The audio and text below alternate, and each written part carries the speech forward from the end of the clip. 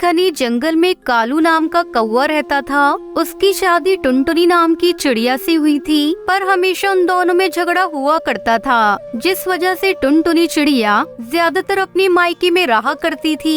एक दिन की बात है, टुनटुनी चिड़िया खाना बनाकर कालू कौवे को देने जाती है। कालू कौवा जब खाना खाता है तो खाने में नमक ज्यादा होता है। कितना नमक कर दिया है खाने में, अब तू ही खा इसे। खाने को मैंने भी खाना खाया है, ज्यादा नमक नहीं है, खा लो चुपचाप। जब देखो तब कुछ न कुछ कमी निकालते ही रहते हो। नहीं, मुझे नहीं खाना, तू ही खा ले। मत खाओ, मेरा क्या जाता है, जब देखो तब लड़ने के लिए ही बैठे रहते हो।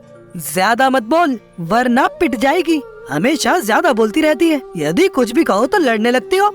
मैं ज्यादा बोलती हूँ, यदि मैं कुछ कहूँ तो तुम मुझे उल्टा सीधा सुनाने लगते हो, फिर कहते हो कि मैं ज्यादा बोलती हूँ, तभी तो मैं अपने मायके चली जाती हूँ। किसने रोका है तुझे? अभी जा अपने मायके। हमेशा मायके जाने की धमकी देती रहती है। चल निकल मेरे घर से। बड़ी आई मायके वाली, जब देखो तब मायके चली जाती है। टुनटुनी चिड़िया अपना सामान पैक करके अपनी मायके चली जाती है। टुनटुनी चिड़िया के जाने के बाद कालू कौवा अपने आप से कहता है, तब तक आप लोग कमेंट में बताएं 20 into 20 कितने होते हैं।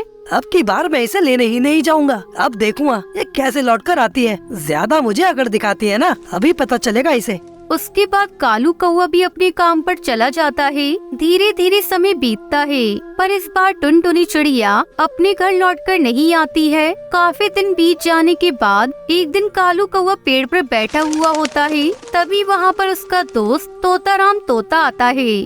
अरे यार, बहुत दिन हो गए, अभी तक भाभी लौट कर नहीं आई है, क्या तू उन्हें लेने नहीं गया? नहीं, मैं इस बार उसे लेने नहीं गया हूँ, क्योंकि हर बार मैं ही लेने जाता था, इसलिए उसके बहुत भाव बढ़ गए हैं और थोड़ी सी भी लड़ाई में अपने मायके चली जाती है, इसलिए अब की बार मैं उसे लेने नहीं जाऊंगा। सोच लेना, ऐसा ना हो कि भाभी कभी लौट कर ही ना आए। वैसे भी लड़ाई उन्होंने तो शुरू की नहीं होगी, कुछ ना कुछ तो तेरी तरफ से भी हुआ होगा।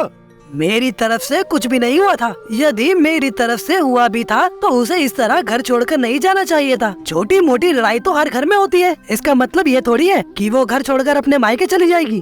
तू बात तो बिल्कुल ठीक कह रहा है। अब तुझे उन्हें मना लेना चाहिए और वापस घर पर ले आना चाहिए। वैसे भी काफी दिन हो गए।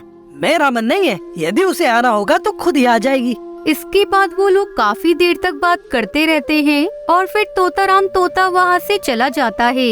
तोताराम तोते के जाने के बाद कालू कौवा कहता है, तोताराम ठीक ही कह रहा है, काफी दिन हो गए, अभी तक टुनटुनी चिड़िया लौटकर घर नहीं आई। लगता है मुझे इस बार उसे घर लेकर आना होगा, पर मेरा मन तो नहीं कर रहा है। यदि उसे आना होगा तो खुद ही आ जाएगी। इसके बाद कालू कौवा अपने घर पर आ जाता है। कालू कौवे को अपने घर पर बिल्कुल भी अकेले अच्छा नहीं लग रहा था।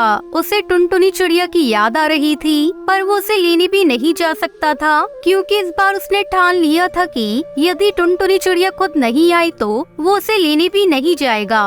वहीं दूसरी तरफ टुनटुनी चिड़िया अपने आप से कहती है, बहुत दिन हो गए हैं, अभी तक ये लेने नहीं आए, लगता है ये लेने नहीं आएंगे, पर इस बार मैं भी जब ही जाऊंगी जब ये लेने आएंगे, वरना मैं नहीं जाऊंगी। 1 महीना होने को आता है, पर अभी तक टुनटुनी चिड़िया घर लौटकर नहीं आती है। कालू कौवा भी काफी ज्यादा उदास हो जाता है और उसे कुछ भी समझ में नहीं आता है कि वो क्या करे। तभी वहाँ पर उसका दोस्त तोताराम तोता आता है और कालू कौवे से कहता है, अरे यार, अब तो 1 महीना होने को आ गया है, तू भाभी को लेकर नहीं आया? नहीं, अभी नहीं गया हूँ, पर अब सोच रहा हूँ कि चला जाऊँ, क्योंकि मुझे लगता है वो आने वाली नहीं है। शायद वो मेरा इंतजार कर रही है। हाँ, हो सकता है, शायद भाभी सोच रही हो कि तुम उन्हें लेने आओगे। पर मेरा मन नहीं हो रहा है कि मैं उसे लेने जाऊँ, क्योंकि वो मुझसे लड़ाई करके गई थी। तो क्या हो गया, लड़ाई में भी तो प्यार ही होता है ना। तुझे काफी दिन हो गए, कहीं ऐसा ना हो कि बात बढ़ जाए। हाँ, तो ठीक ही कह रहा है, मुझे उसे ले आना चाहिए। इसके बाद तोताराम तोता चला जाता है और कालू कौवा अपने ससुराल जाने के लिए तैयार हो जाता है। कालू कौवा अपने ससुराल के लिए निकल जाता है। काफी देर उड़ने के बाद वो अपने ससुराल पहुंच जाता है। टुनटुनी चिड़िया, अरे टुनटुनी चिड़िया, कहाँ पर है? मैं लेने आया हूँ। कालू जी, टुनटुनी आपसे नाराज है, आप खुद ही जाकर उसे समझा लीजिए। उसके बाद कालू कौवा टुनटुनी चिड़िया को समझाने के लिए अंदर चला जाता है। टुनटुनी चिड़िया के पास पहुंचने के बाद कालू कौवा कहता है, चलो, मैं तुम्हें लेने के लिए आया हूँ, बहुत दिन हो गए, अब तुम घर चलो। मुझे नहीं जाना है। यदि मैं घर जाऊंगी तो तुम फिर से मुझसे लड़ाई करोगे। इस बार मैं तुमसे लड़ाई नहीं करूँगा। तुमने भी तो मुझसे लड़ाई की थी। मैंने की थी कि तुमने लड़ाई शुरू की थी। अगर तुमने आगे से मेरे साथ लड़ाई की तो मैं कभी भी तुम्हारे साथ घर नहीं लौटूंगी। मैं तुम्हें अभी से बता देती हूँ। अच्छा ठीक है, मैंने ही लड़ाई शुरू की थी, पर आगे से ऐसा कुछ नहीं कहूँगा। अब तुम मेरे साथ चलो। इसके बाद टुनटुनी चिड़िया कालू कौवे के साथ जाने के लिए तैयार हो जाती है। आप दोनों कम झगड़ा किया करो, क्योंकि यदि आप लोग ऐसे ही झगड़ा करोगे तो आपकी शादीशुदा जिंदगी अच्छे से नहीं चल पाएगी और इससे आप लोगों को भी दुख होगा। जी आप ठीक कह रही हैं, आगे से मैं ध्यान रखूंगा। इसके बाद कालू कौवा टुनटुनी चिड़िया को लेकर अपने ससुराल से चला जाता है। सुंदरवन के गांव में एक कालू नाम का किसान कौवा रहता था। उसकी पत्नी का नाम टुनटुनी था। कालू कौवा बहुत ही मेहनती और ईमानदार था। वो साल भर मेहनत करता था और फसल उगाता था और उसे बेचकर अपना घर चलाता था। इस बार उसने आलू लगाए थे और उसे बहुत अच्छी फसल होने की उम्मीद थी।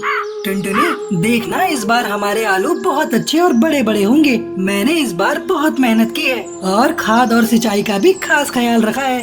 भगवान ऐसा ही हो। पिछली बार की तरह अगर इस बार भी हमारी फसल बर्बाद हो गई तब तो हम जीने लायक नहीं बचेंगे।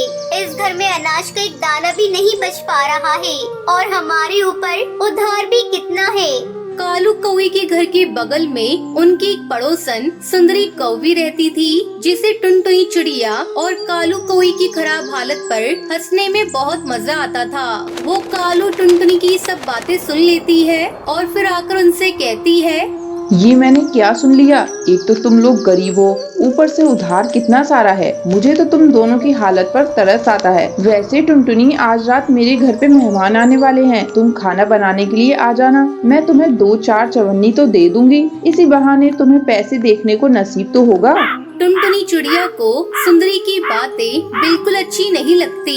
वो इसी तरह हमेशा कालू और टुनटुनी चिड़िया का मजाक बनाती रहती थी। थोड़ी देर बाद कालू अपने खेत जाता है।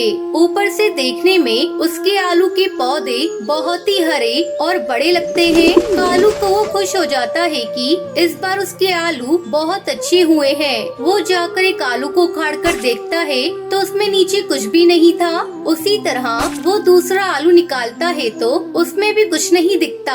कालू को वो परेशान होकर उखाड़े हुए आलू के बगल में बैठ जाता है। अरे ऐसा कैसे हो सकता है? मैंने तो सब कुछ अच्छे से किया है, पर फिर भी पौधों के नीचे आलू क्यों नहीं हुए हैं? मैं तो बर्बाद हो जाऊंगा। अब मैं क्या करूं? मुझे तो कुछ समझ नहीं आ रहा है। ये सब सोचकर कालू रोने लगता है। जैसे ही उसके आंसू आलू के पौधे पर पड़ते हैं, सभी पौधों में सोने के आलू आ जाते हैं। कालू ये देखकर बहुत ज्यादा हैरान हो जाता है। अरे ये क्या? इन सब में तो सोने के आलू आ गए। अब तो मेरी सारी समस्या का समाधान हो जाएगा। मैं सारा उधार चुका दूंगा और घर के लिए राशन भी खरीद लूंगा। भगवान तेरा लाख लाख शुक्रिया। कालू सारे सोने के आलू को एक बोरे में भरकर घर ले जाता है और टुनटुनी को इस बारे में कुछ नहीं बताता। एक आलू को बेचकर वो अपने घर में राशन खरीद लेता है और इसी तरह सारा कर्ज भी चुका देता है। एक दिन सुंदरी कौवी घर आती है। मैंने सुना है तेरा पति इस बार आलू बेचने नहीं गया। क्या हुआ? तुम दोनों की फसल इस बार भी बर्बाद हो गई क्या? अब तो तुम लोग सड़क पे आ जाओगे। ऐसा कुछ नहीं है। हमारी फसल अच्छी हुई है और हम सड़क पर भी नहीं आने वाले। लगता है कालू ने तुम्हें कुछ बताया नहीं। उससे पूछो जरा, बाजार में आलू बेचने क्यों नहीं गया? तुम लोग उधार कैसे चुकाओगे? अब तो राम ही बचा पाएंगे तुम दोनों को। इतना बोलकर पड़ोसन हंसते हुए घर से बाहर चली जाती है। टुनटुनी चिड़िया बहुत दुखी हो जाती है कि कालू ने से कुछ भी नहीं बताया और अगर फसल बर्बाद हो गई थी तो राशन का सामान कहाँ से लाया था। कालू जब घर लौटता है तो वो उससे पूछ ही लेती है। पड़ोसन कह रही थी कि आप शहर के जंगल में आलू बेचने के लिए नहीं गए। आपने मुझे कुछ बताया क्यों नहीं? बताइए, हमारी सारी आलू की फसल बर्बाद हो गई थी। उसमें कहीं भी एक भी आलू नहीं था, तो आप पैसे कहां से लेकर आए? उसके बाद कालू टुनटुनी चिड़िया को सारी बात बताता है और उसे सोने के आलू का बोरा दिखाता है। सुंदरी कौवी चुपके से खिड़की से झांक रही होती है और वो भी सारी बातें सुन लेती है। अरे इन गरीबों के पास इतना सारा सोना कहाँ से आ गया? ये गरीब इनका क्या करेंगे? ये सब सोना तो मेरे पास होना चाहिए। अगले दिन सुंदरी कौवी टुनटुनी चिड़िया के घर जाती है। अरे गरीबों, तुम दोनों को तो अभी एक समय का पेट भर का खाना भी नसीब नहीं हो रहा होगा। मैंने तुम लोगों की मदद करने का निश्चय किया है। आज तुम दोनों के लिए मेरे घर पे दावत है, दावत खाने जरूर आ जाना। कालू और टुनटुनी को ये बात सुनकर हैरानी होती है, पर फिर भी वो दोपहर में पड़ोसन के घर दावत खाने चले जाते हैं। वहाँ पर सुंदरी उन्हें तरह तरह के पकवान परोसती है। कालू कौआ और टुनटुनी चिड़िया खाना खाने लगते हैं। सुंदरी छुपके से अपने घर से निकलकर उनके घर में जाती है और आलू के बोरे में से आलू निकाल कर लेने लगती है। जैसे ही वो आलू को हाथ लगाती है, वो आलू एक भारी पत्थर में बदल जाता है। वो पत्थर पड़ोसन के पैर पर गिर जाता है। मेरा पैर! सुंदरी कौवे की चिल्लाने की आवाज सुनकर कालू टुनटुनी अपने घर वापस आते हैं। वो देखते हैं कि पड़ोसन क्या करने की कोशिश कर रही थी। तभी मैं सोच रही थी कि जिसने आज तक हमें कभी दावत पर नहीं बुलाया, आज वो हमें इतनी शौक से स्वादिष्ट खाना क्यों परोस रही है। ये हमें उधर उलझाकर रखना चाहती थी ताकि हमारे सोने के आलू चोरी कर सके। अरे पर इसके छूते ही आलू पत्थर में बदल गया। इस सुंदरी ने लालच में आकर हमारे आलू चोरी करने की कोशिश जो की है। इसको जीवन धन दौलत की कोई कमी नहीं है, फिर भी इसे संतोष नहीं है। दूसरों के धन दाने पर इसकी नजर आ जाती है। इसी वजह से ही सोने के आलू पत्थर में बदल गए हैं। हाँ कालू, तुम सही कह रहे हो। मुझे भी लगता है ऐसा ही है। पर जब तक ये सारे आलू हमारे घर पर रहेंगे, हमें भी मुसीबत रहेगी। हम अपनी जरूरत के हिसाब से आलू रख लेते हैं और बाकी सबको वहीं जाकर वापस जमीन में गाड़ देते हैं। शायद इससे किसी और की जरूरत पूरी हो जाए। कालू कौवे के आंसुओं से सोने के आलू प्रकट हुए, क्योंकि कालू बहुत ही मेहनती और ईमानदार था। उसने बहुत मेहनत की थी, इसी वजह से उसे सोने का आलू मिला। वही लालची पड़ोसन सुंदरी बस दूसरों की मेहनत का फल खाना जानती थी, इसलिए जब उसने सोने को छुआ तो वो भी पत्थर बन गया। तो दोस्तों, इस कहानी से हमें सीख मिलती है कि हमें मेहनत और ईमानदारी से काम करना चाहिए और कभी भी लालच और चोरी नहीं करनी चाहिए।